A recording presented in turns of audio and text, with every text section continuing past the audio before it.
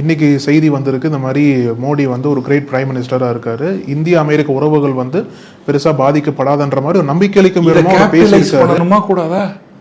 உடனே போன் எடுத்து அல்லது உடனே நேரில் நம்ம பிரதமர் அங்கே போய், ஐயா இந்த 25% நீக்கிடுங்க, ஒரு 3 மாதத்திற்கு ஆயில் வாங்குறத நாங்கள் நிறுத்திக்கிறோம், போரை முடிக்கிறதுக்கு நீங்கள் நல்லா செயல்பட்டு இருக்கீங்க, உங்களுடைய முயற்சிகளுக்கு வாழ்த்துக்கள் அப்படின்னு அவரை கொஞ்சம் பிரைஸ் பண்ணிட்டு, உக்ரைன் ரஷ்யா போரை நிறுத்துறதுக்கு நாங்களும் அதில் முயற்சி பண்ணுறோம், நீங்கள் சொன்ன மாதிரி நாங்கள் வாங்குவதனால் போர் நடக்கிறது என்றால் அடுத்த 3 மாதங்களுக்கு ஆயில் வாங்குறதை நிறுத்திக்கிறோம். ஆனால் அது சாத்தியமா சார்? ஆனால் வந்து ரஷ்யன் ஆயில் டிப்ளமேட்டிக் மூவ்ஸ், இது வந்து ராஜதந்திர மூவ்ஸ். நம்ம வாயில சொல்றோமே தவிர அதுக்கு முன்னாடியே 3 மாசத்துக்கு உண்டானதை வாங்கி ஸ்டாக் பண்ணிக்குவாங்க. அதனால பாதிப்பு யாருக்கு இருக்காது. நீ என்ன அடிக்கிற மாதிரி அடி, நான் அழற மாதிரி அழறேன்ற மாதிரி தானே தவிர நிச்சயம் அடியும் கிடையாது, நிச்சயம் அழுகியும் கிடையாது.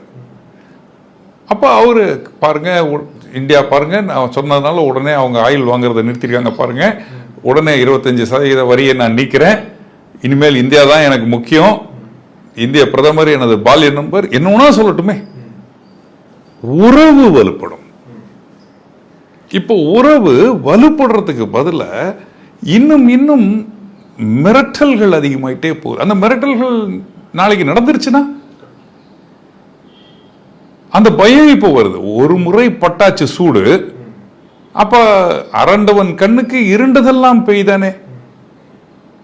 அப்போ இந்த ஒரு ரிலேஷன்ஷிப்பை நம்ம ஏன் கவனிக்கலன்னு தெரியல, அல்லது கவனிச்சிட்டு இருக்காங்க, ஏதோ அவங்க பண்ணிக்கிட்டு இருக்காங்க, வெளியில தெரியாம பண்ணிக்கிட்டு இருக்காங்கன்னு எடுத்துக்கலாமா? பாசிட்டிவாவே எடுத்துக்கிட்டு போய் தானே நம்ம வந்து கடைசியில் வரி வந்த போது என்ன பண்றதுன்னு தெரியாம முடிச்சுக்கிட்டு இருக்கிறோம். We were prepared for the best. We were affected by the worst. Now we have to prepare for the worst, even if we don't get the best. அப்படித்தானே வரும்.